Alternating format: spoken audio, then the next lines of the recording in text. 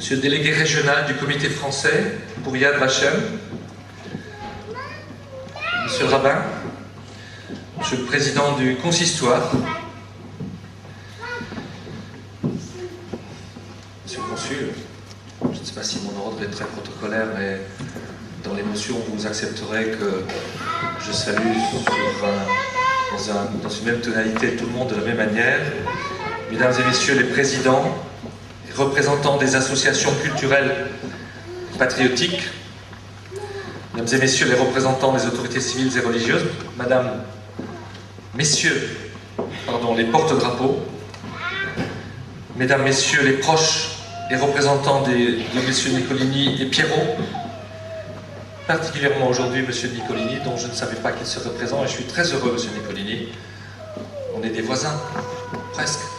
Je suis très heureux de l'accueillir avec madame aujourd'hui dans notre hôtel de ville. Mesdames et messieurs, chers amis et aussi chers enfants,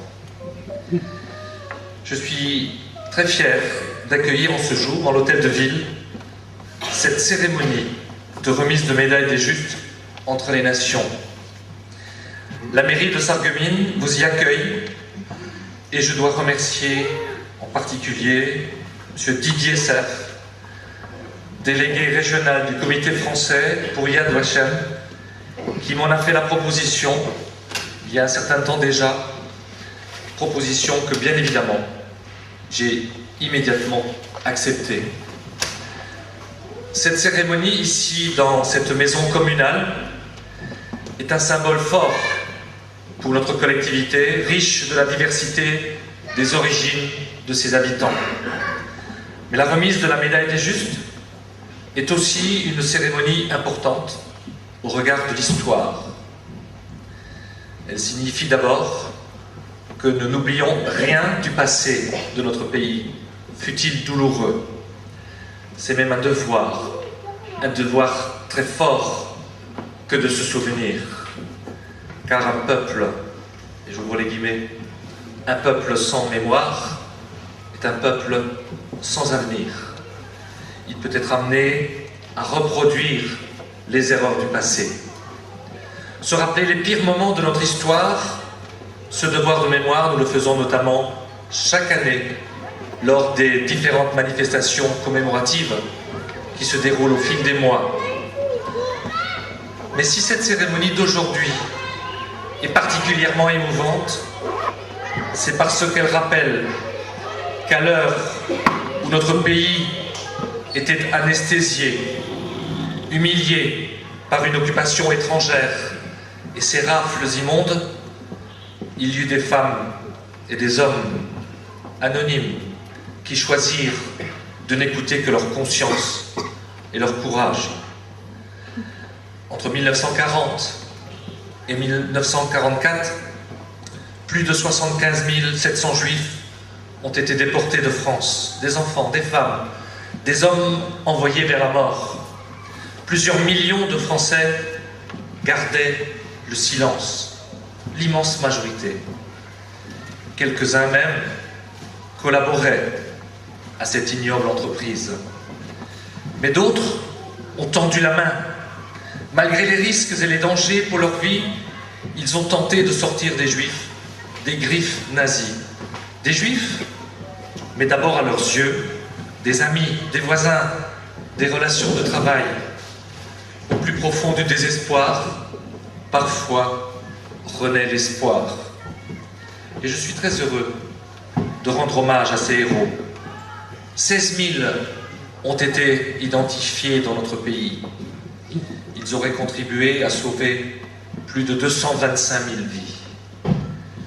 Aujourd'hui, nous célébrons deux de ces héros, M. Pierre Nicolini et M. Georges Pierrot. M. Pierre Nicolini, 92 ans, citoyen de Sarreguemines et habitant au 32 rue de Ruffec. Il n'était pas prévu qu'il soit là et je suis particulièrement heureux qu'il ait quand même, malgré son âge et malgré ses difficultés de mobilité, qui ait pu être présent parmi nous. Je crois que sa présence aujourd'hui, eh bien, nous devons la marquer fort et pouvoir lui dire aujourd'hui, en sa présence, notre reconnaissance est plus forte que si nous l'avions fait en son absence, et même si sa famille est présente. Monsieur Georges Pierrot, habitant de Fatschwiller, est lui décédé il y a 14 ans, mais il est représenté par ses proches et également par le maire de Fatschwiller. Monsieur Cerf ne manquera pas tout à l'heure de faire le portrait de ces héros qui ont sauvé des vies humaines au péril de leur vie. Et je parlais tout à l'heure d'anonymat. Monsieur Nicolini, on se connaît depuis longtemps. J'étais un collègue de travail de mon père. J'étais un ami de votre fils, un de vos fils qui n'a pas pu être là aujourd'hui, Gilbert. Et vous voyez, vous ne m'aviez jamais parlé de vos exploits. Parce que par humilité, par modestie, vous ne le faisiez pas. Et c'est très tard que j'ai découvert cela. Donc, au-delà du geste fort, il y a aussi l'humilité qui l'habitait. Alors, nous vous rendons hommage aujourd'hui, car vos actes de courage, vos actions remarquables, cet amour du prochain doit être mis à l'honneur. Et je souhaite que les jeunes générations deviennent le relais de cette mémoire, du courage et de l'honneur. Ce sont les jeunes qui transmettront cette manière de vivre fraternelle qui doit être la nôtre, quels que soient les événements qui se produisent autour de nous. Ces actes de bravoure, de désobéissance civique sont exemplaires pour les générations futures. Ils démontrent que lorsque la loi est absurde, qu'elle heurte profondément notre conscience, car elle humilie des êtres humains, et bien désobéir devient presque un devoir. C'est la preuve aussi qu'il était et qu'il est toujours possible de dire non et d'agir contre la barbarie. C'est la preuve qu'il était et qu'il est toujours possible de résister pacifiquement, sans autre arme que sa tête, son cœur et son courage. Que le nom de ces héros reste à jamais gravé dans l'histoire de l'humanité. Et avant de conclure, je voudrais simplement, parce que je viens d'avoir il y a quelques minutes un bouquet de fleurs avec un télégramme. Voilà ce bouquet de fleurs que je vous dédie, je lis. Merci à la mairie de Sarreguemines de rendre hommage à Pierre Nicolini, sauveur de 1000 jeunes filles juives, et je lui transmets en leur nom toute notre reconnaissance. Je serai présente de cœur avec vous aujourd'hui durant cette belle cérémonie. Et c'est signé Ruth Eldar, Jérusalem.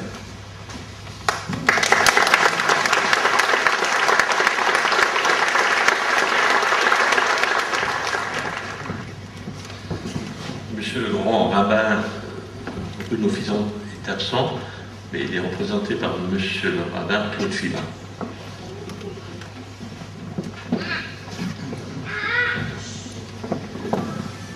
Mes chers amis, les familles Nicolini, et en particulier Georges Pierrot, que nous regrettons, j'aimerais d'abord vous dire, au nom de mon supérieur, le grand rabbin Fison, combien nous sommes honorés de pouvoir aujourd'hui vous honorer de notre présence et vous dire merci pour ce que vous avez fait pendant les moments les plus difficiles de notre histoire. Je voudrais simplement ici faire un rapprochement très bref entre ce que vous êtes, ce que vous représentez pour nous, et un enseignement que nous avons lu hier dans la paracha de la semaine. Et là, je me permets de m'adresser en particulier à la communauté non juive de Sarreguemines, à ceux qui ne connaissent pas le judaïsme et qui de temps en temps ont remarqué que beaucoup de jeunes juifs portent ce qu'on appelle des vêtements avec des franges qui dépassent quelque part en dessous des vestes et qui ne comprennent pas très bien ce que ça veut dire. Alors on va juste très rapidement dire de quoi il s'agit.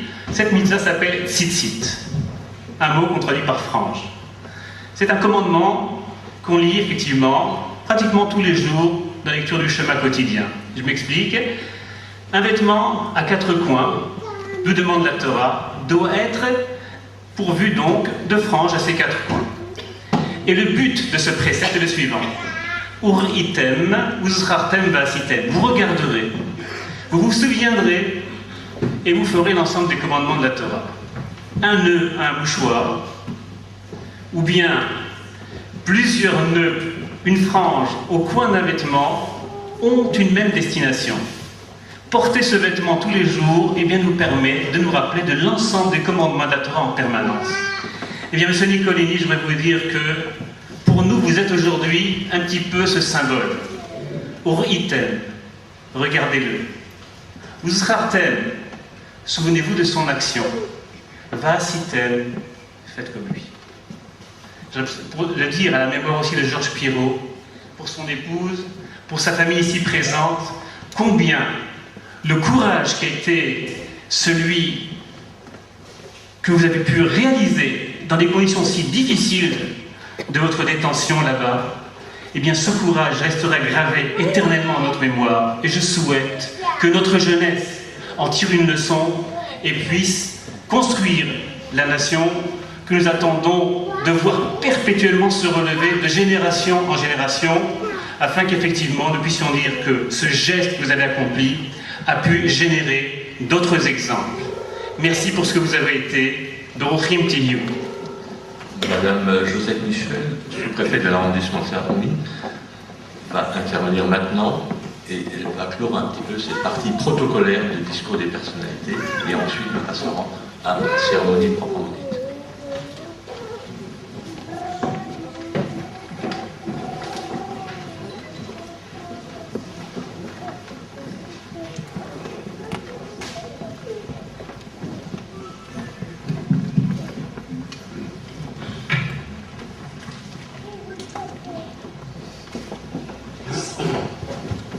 Bousculant le protocole, je vais me permettre de saluer d'abord M. Nicolini, d'abord la famille de M. Pirot, et je me permets de saluer bien sûr avec beaucoup de respect M. le ministre, M. le député, maire de Sarreguemines, M. le consul, M. le délégué général, M. le rabbin, Madame la députée européenne, Mesdames et Messieurs les personnalités ici présentes.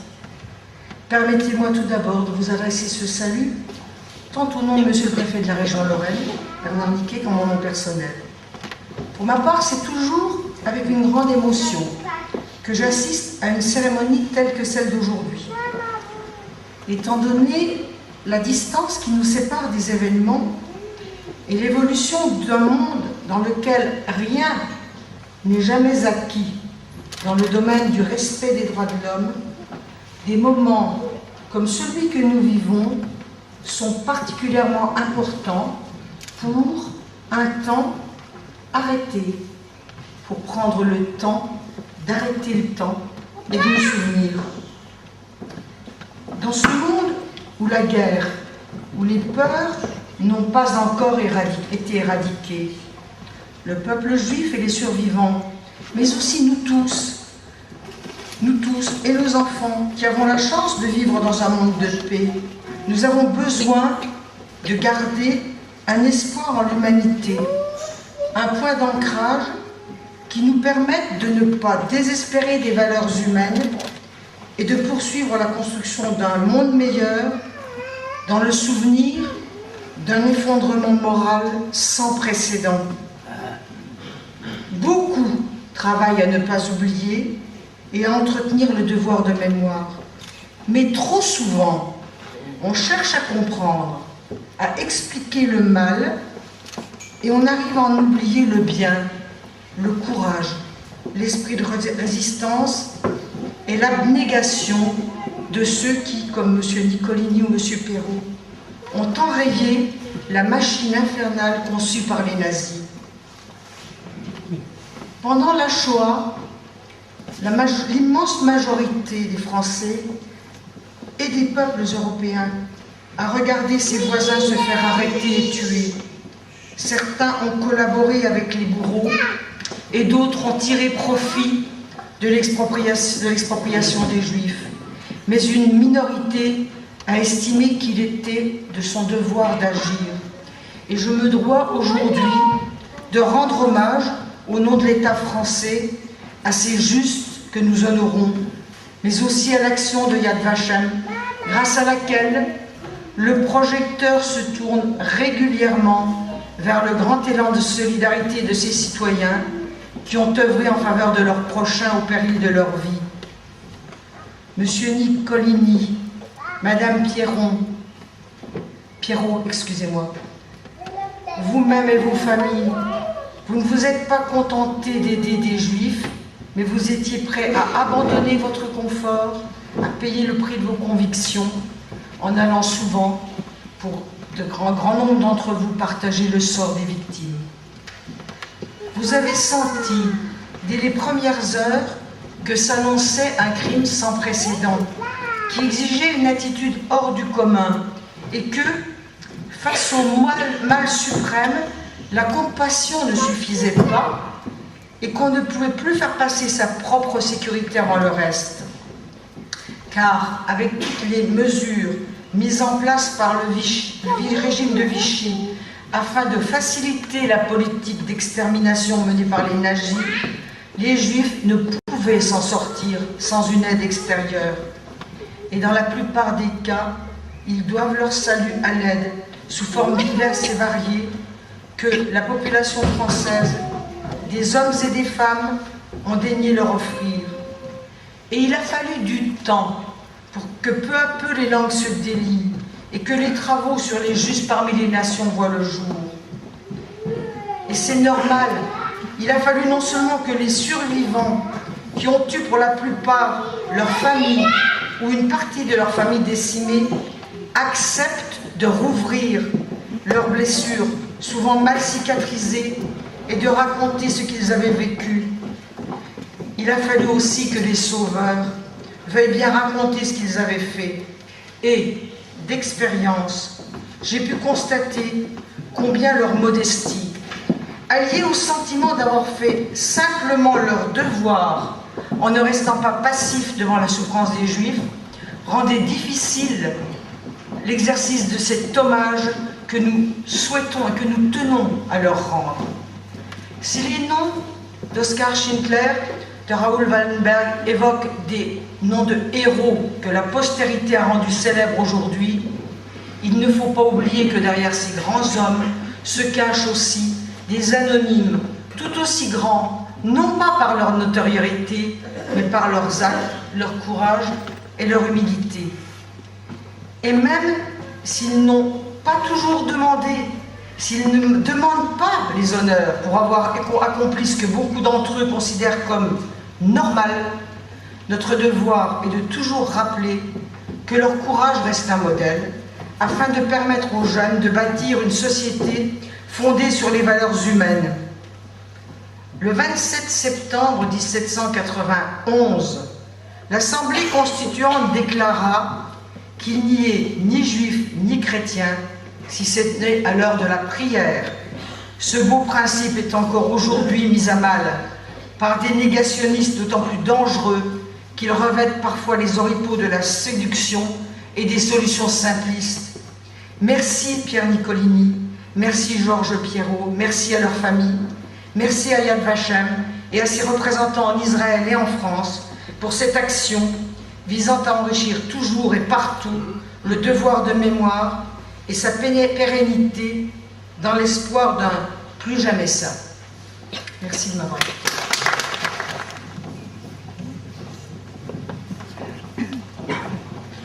Je demanderai maintenant à M. Didier Serre, délégué régional du comité français pour Yad Vashem, de diriger maintenant la cérémonie de remise de médailles.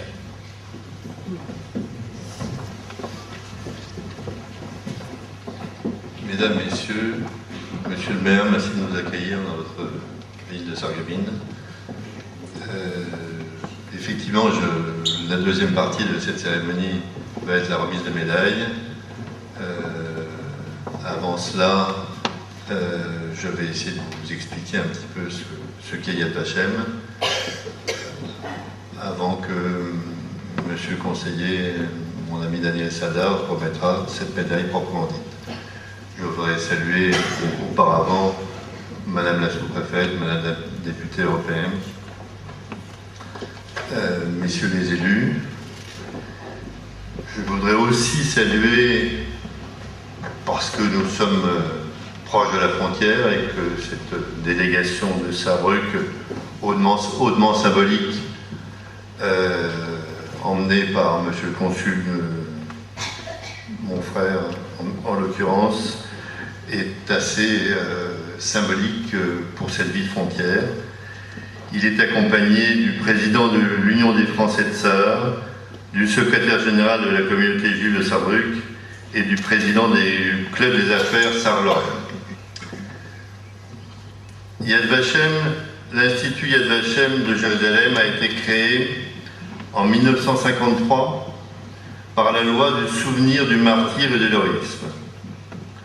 N'étant dans les premières années qu'un centre de recherche, depuis cette époque, différents musées ont été constitués sur cette colline de 18 hectares, surplombant Jérusalem.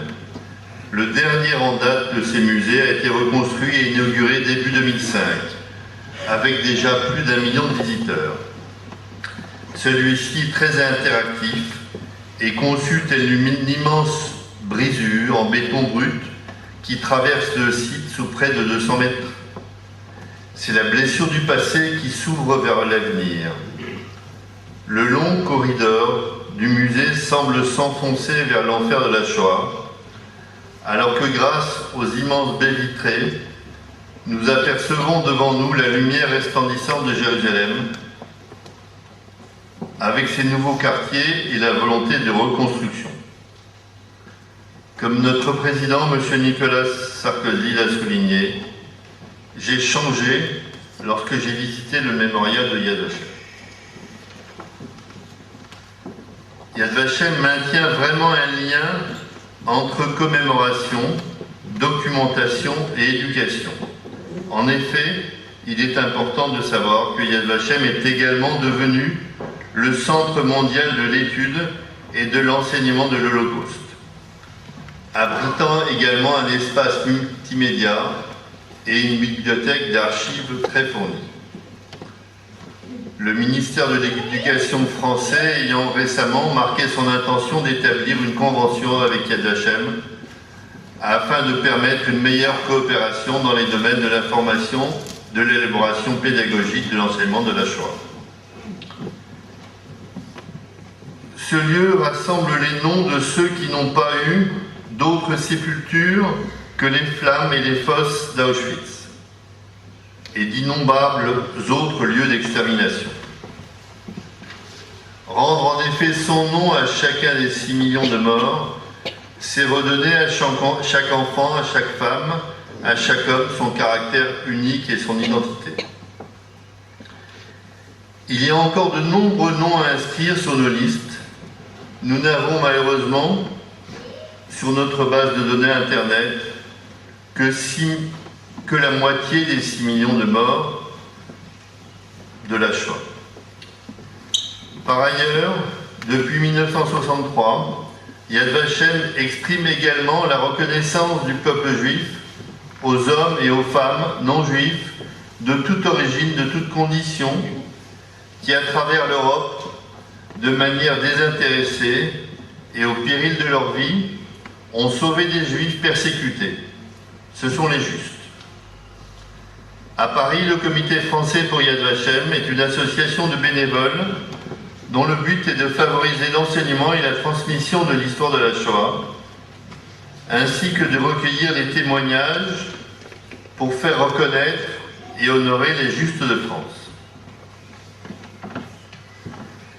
Malheureusement, même si notre comité continue à instruire tous les dossiers qui lui sont confiés, les années passent inexorablement et beaucoup de ces gens qui mériteraient que leur nom soit inscrit à jamais dans l'année des justes à Jérusalem resteront malheureusement anonymes faute de témoignages. Merci. Nous allons laisser la parole à Morgane, 11 ans, qui va nous raconter l'histoire du sauvetage, comment messieurs Nicolini et Pierrot, accompagnés d'un certain nombre d'autres malgré nous, de cette région, ont été prisonniers dans une usine d'armement et ont réussi à sauver de nombreuses prisonnières, comme Madame Eldar qui a envoyé ce bouquet de fleurs de Jérusalem, comme Madame Gross également, qui a été le deuxième témoin de qui a permis d'organiser cette remise de médailles.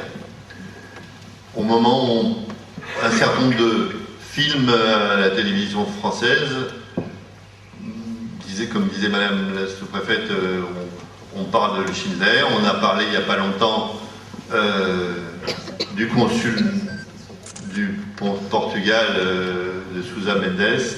Je trouve que c'est une excellente chose que la télévision retransmette ces héros connus, mais je serais également très content que, parce que Morgane est jeune, elle puisse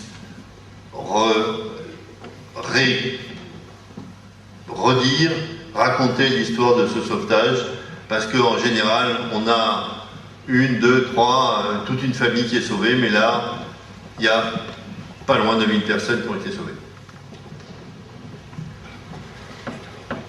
Histoire de mon sauvetage. Paroles prononcées au nom de Ruth Eldar.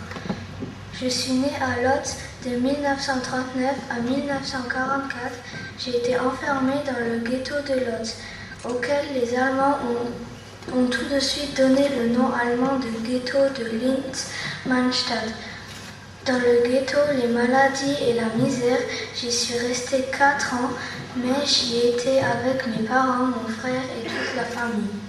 Puis le ghetto a été liquidé en août 1944 et nous avons été envoyés à Auschwitz-Birkenau. Mes parents et mon frère ont été gazés immédiatement et moi, je ne sais pourquoi, je suis restée en vie. J'avais 15 ans. En automne 1944, j'ai été choisie pour faire partie d'un transport de 1000 jeunes filles envoyées à l'usine Messal. Après la guerre, il a été établi que cette usine faisait partie du groupe Siemens. Située à Hallstatt, dans les Sudètes en Tchécoslovaquie, qui fabriquait des bombes à retardement. À notre arrivée, nous avons reçu chacune un grabat et une couverture et nous avons été logés dans une des parties de l'usine. De grosses machines y étaient actionnées par un groupe de quinzaine de Français auxquels il nous était absolument interdit d'adresser la parole ni d'avoir le moindre contact avec eux. Parmi ces Français, Pierre Nicolini et Georges Pirot, à eux deux l'âme de ce groupe. Bien avant de nous avoir sauvé la vie, Pierre et Georges avaient déjà montré leur caractère exceptionnel. En effet, Sarreguemines avait été, comme toute l'Alsace-Lorraine, annexée purement et simplement par l'Allemagne en 1940 et tous ces jeunes enrôlés de force dans l'armée allemande. Eh bien, Pierre et Georges avaient eu le courage de refuser de combattre dans l'armée allemande. En représailles, ils avaient été envoyés en travail forcé en Allemagne et c'est la Messa-Fabrik dans les Sudètes que nos destins se sont croisés. Notre travail est très dur. Les Français travaillaient aux machines en deux équipes de 12 heures, chacune l'équipe de jour et l'équipe de nuit. Et nous, les 1000 jeunes filles, assemblions les bombes à la main. Nous aussi, nous travaillons en deux équipes de 12 heures, celle du jour et celle de la nuit. Et moi, j'ai toujours travaillé dans la même équipe que celle de Georges et de Pierre et de Georges. Chaque bombe était équipée d'une montre. C'était un travail minutieux et délicat. Quant à moi, j'avais été choisie pour un travail encore plus délicat qui consistait à inspecter toutes les heures les bombes terminées à l'aide d'un micromètre et d'une loupe. Naturellement, je cherchais à saboter et je déposais les bombes défectueuses avec les autres jusqu'à ce que contre-maître allemand m'ait surprise et m'ait menacé de mort si je continuais à ne pas mettre à part les revues. Un jour, une surveillante allemande, et elle était horrible, a vu que Pierre et Georges avaient déposé un morceau de pain sur sa machine pour moi. Elle m'a donné une telle gifle que j'en suis tombée à terre. Furieuse, elle a décrété que nous étions toutes privées de nourriture pendant 3 jours. D'habitude, notre repas principal se composait d'un morceau de pain et d'un liquide appelé soupe dans laquelle nageaient des épluchures de pommes de terre. Nos intestins étaient devenus des boyaux desséchés. Aussi, dès le premier jour de l'absence totale de nourriture, nous nous sommes évanouis l'une après l'autre. Nos camarades évanouis. C'est alors que Pierre et Georges ont traîné leurs camarades, dont M. Bontemps, le plus âgé du groupe, qui travaillait sur la machine près de mon ami Lilka. Eux ainsi que Lucien et tous les Français ont fait grève. Ils ont arrêté les machines, osant dire aux Allemands qui les menaçaient de leurs revolvers: nous ne reprendrons le travail que lorsque ces jeunes filles auront à manger. Et ils ont tenu bon jusqu'à ce que nous eût apporté un chaudron de notre soupe habituelle, nous sauvant la vie ainsi pour la première fois. De plus, ce groupe français, les mécaniciens de notre usine, ont eu le courage tous les dimanches de jouer les sérénades sous nos fenêtres. En effet, les dimanches, nous ne travaillions pas, mais nous étions enfermés dans l'usine, alors nous nous précipitions aux fenêtres, nous penchant à travers les barreaux.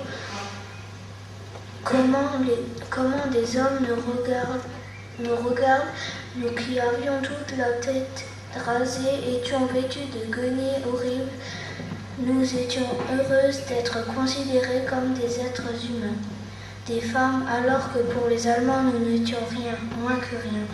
Pierre jouait du violon, Lucien de l'accordéon et Georges chantait. Ces Français nous ont permis de tenir, de ne pas entièrement désespérer. Plus tard, au début du mois de mai 1945, juste avant la fin de la guerre, les Russes se sont approchés de Halberstadt et lorsqu'ils se sont trouvés tout près de l'usine, les Allemands ont pris peur et ils se sont enfuis. Mais auparavant, ils nous avaient enfermés, toutes les 1000 jeunes filles dans l'usine, l'avaient fermée à clé et mis une bombe sous l'usine afin de la faire sauter. Au moment de s'enfuir, un nazi, c'était un homme bon, a montré à Pierre où était placée la bombe. Pierre a couru à désamorcer la mèche déjà enflammée et nous a ainsi sauvés. Une deuxième fois d'une mort certaine. Ensuite, Pierre, Georges et leurs compagnons ont forcé le lourd portail et nous en sommes sortis heureuses, criant, riant, pleurant, chantant, ne pouvant croire que nous étions libres. Oui, libres. Les Français ont quitté Halberstadt bien avant nous. Ils ont déjà été rapatriés déjà le 10 mai 1945 lorsque leur train est entré en gare de Halberstadt. Ils ont écrit en grand dans tous les wagons: Vive la France et vive de Gaulle. Et nous avons cueilli toutes les fleurs des champs qui entouraient l'usine et en avons rempli leurs wagons. Quand le train a démarré, nous saluâmes nos saveurs en agitant des foulards. Oui, ces Français nous aiment. Si jamais, Lucien, toi qui voulais unir nos deux destinées, je ne te retrouve pas, sache que cette cérémonie t'est aussi destinée avec la reconnaissance de notre groupe pour tous les Français de Halberstadt.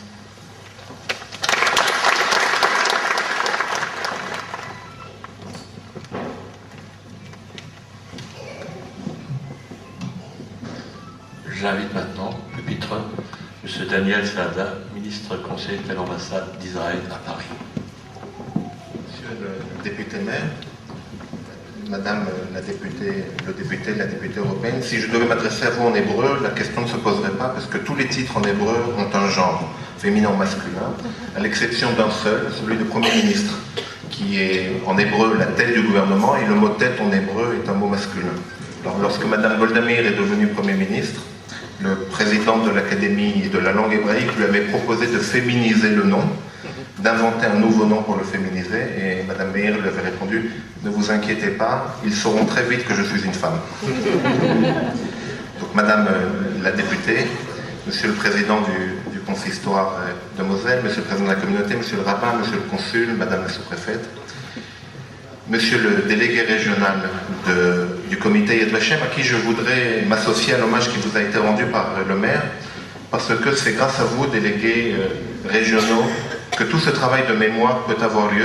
C'est vous qui êtes la première adresse pour récupérer tous ces témoignages et faire ce travail colossal de mémoire pour que ces cérémonies puissent avoir lieu.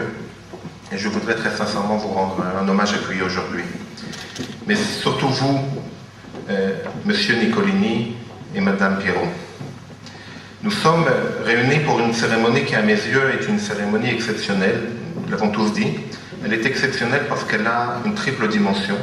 Une dimension d'abord de reconnaissance et de justice, une dimension de mémoire et de souvenir, une dimension aussi d'espérance et de foi.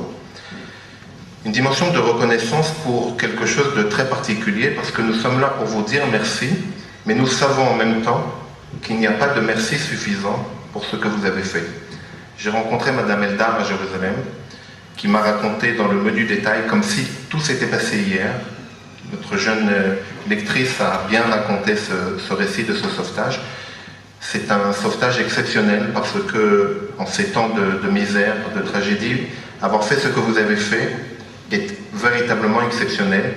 Je retiens de ce que Madame Eldar m'a raconté une chose toute particulière. Elle se pose encore aujourd'hui la question de savoir si qu'est-ce qui l'a le plus aidé? Les morceaux de pain que vous cachiez dans les machines pour qu'elles puissent se nourrir, ou bien le réconfort moral que vous lui apportiez, chaque avancée des troupes alliées que vous lui racontiez. Elle ne sait pas aujourd'hui ce qui l'a le plus aidé. Elle m'a dit que chaque fois qu'elle désespérait, et Dieu sait que les occasions de désespérer étaient nombreuses, elle vous regardait, Monsieur Nicolini. Et simplement de voir votre détermination, de voir votre paisible détermination, eh bien, elle puisait la force pour tenir. Et lorsque je vous regarde aujourd'hui, je comprends ce qu'elle voulait dire. Reconnaissance à vous tous les justes, mais aussi justice. Nous parlons de drame, nous parlons de tragédie, et l'arithmétique s'accommode mal de tragédie, mais nous l'avons dit, en France, malgré l'ignominie de la collaboration, l'essentiel de la communauté juive a pu être sauvé. Et si elle a pu être sauvée, c'est parce qu'il y avait les justes de France. Et c'est aussi à cet autre visage de la France que l'État d'Israël entend aujourd'hui rendre hommage. Un acte de justice, de reconnaissance, mais aussi un acte de mémoire. Au lendemain de la tragédie de la Shoah, nous, peuple juif, étions démunis, nous ne savions pas quel devait être notre chemin. Invoquer le Dieu de vengeance, El Nekamot Adoshem, la vengeance n'était pas possible. Notre poète national, Chaim Bialik, a écrit un très beau poème dans lequel il dit, je vais essayer de traduire mot à mot, il dit « Comment peut-on venger la vie d'un enfant? Personne n'a inventé cette vengeance, pas même le Satan. Venger 1,5 million d'enfants massacrés dans les fours crématoires, c'était impossible. Le pardon, nous ne pouvions pas l'accorder, parce que ceux qui pouvaient pardonner étaient ensevelis sous les cendres d'Auschwitz, de Majdanek ou de Treblinka. Alors entre le pardon et la vengeance, nous avons choisi la mémoire. La mémoire, plusieurs fois millénaire du peuple juif, mais aussi la mémoire de toute l'humanité pour ces gestes exceptionnels qui ont été ceux de ces justes. Et c'est la raison pour laquelle, malgré la distance dans le temps, nous continuons encore aujourd'hui à vous honorer. Un acte de justice, de mémoire, mais aussi un acte de foi, un acte d'espérance. Parce qu'à mes yeux, Monsieur Nicolini, Madame Pierrot, je crois que les justes ont une dimension nouvelle. Ils ne sont pas seulement les héros Et Dieu sait que vous avez été des héros. Ils ne sont pas les héros d'un moment seulement. Ils ne sont pas seulement les héros de cette période épouvantable. Ils sont aussi un symbole. Ils sont le symbole, comme vous l'avez dit, monsieur le maire, comme vous l'avez dit, madame la sous-préfète, ils sont le symbole de ce que, face à toutes les tragédies, nous savons aujourd'hui que d'autres justes pourront se lever. Nous pourrons compter à nouveau sur des justes qui refuseront l'inacceptable et qui sauront ouvrir eux aussi leur cœur pour permettre à des êtres innocents de survivre comme vous l'avez fait. C'est pour tout cela aussi que nous devons vous dire aujourd'hui merci. Alors la médaille et le diplôme que je vais avoir l'honneur de vous remettre ne sont pas une récompense, monsieur Nicolini, madame Pierrot, ils ne sont pas une distinction, ils sont l'expression symbolique de la reconnaissance de tout le peuple juif et de l'État d'Israël envers vous, nos frères et nos sœurs en humanité. Je vous remercie.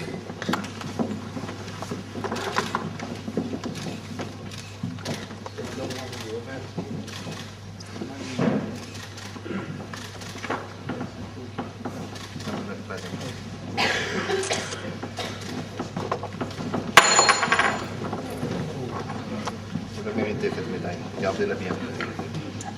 Ferme-la. Madame, c'est un grand honneur pour moi.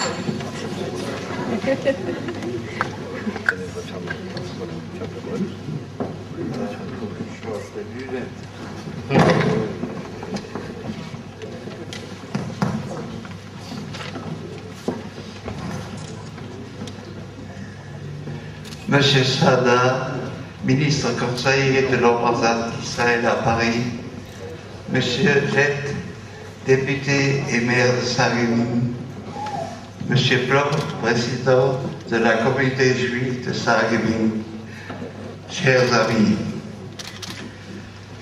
au soir de ma vie, et un peu malgré moi, parce que j'aurais préféré garder l'anonymat,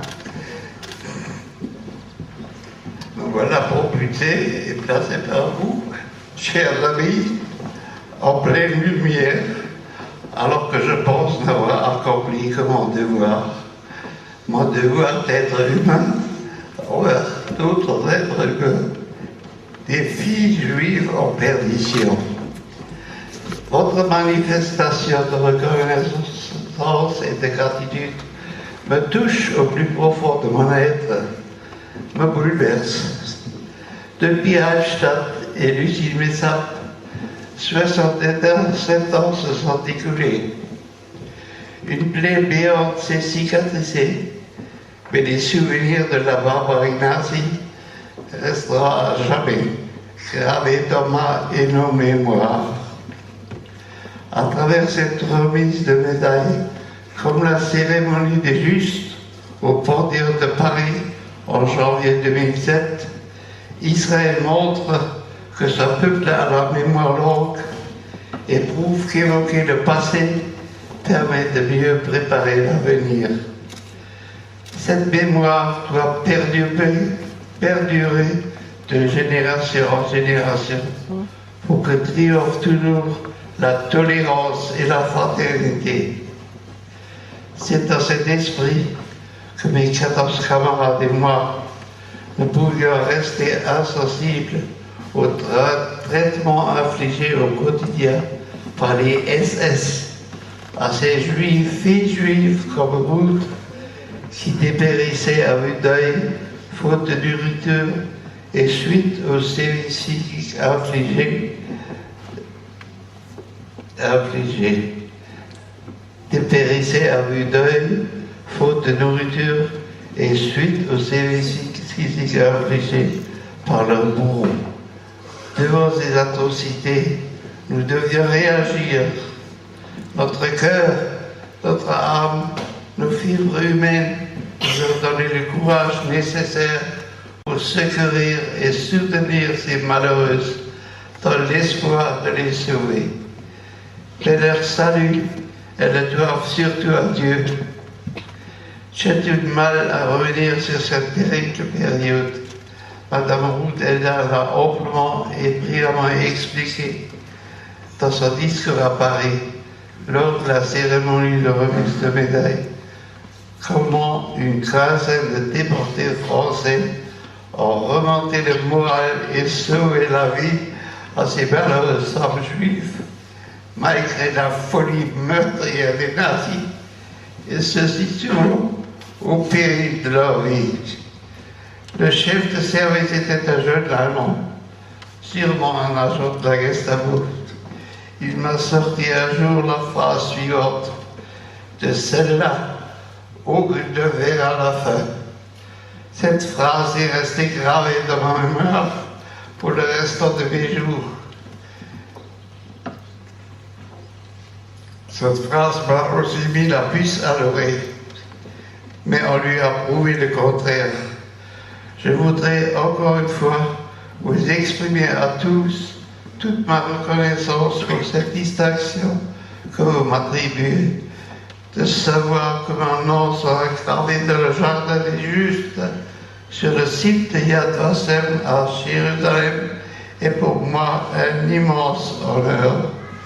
Mais toutes les tragédies qui ont traversé l'humanité, il y a toujours eu des justes, de la vie de tous les jours aussi, et c'est peut-être pour ça que l'humanité existe encore.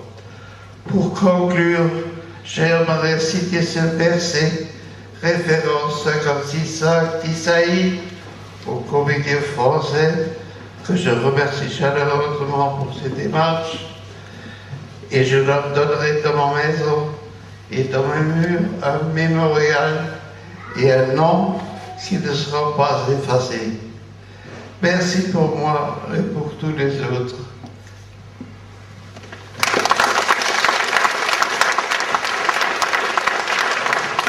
Je vais vous convier au verre de l'amitié que la mairie de Sarreguemines a bien voulu organiser, que monsieur le rabbin m'a précisé qu'il était cachère. Un certain nombre d'entre vous se rendront sûrement un jour à Jérusalem, se rendront sûrement un jour à Yad Vashem, mais beaucoup d'entre vous ne pourront pas s'y rendre.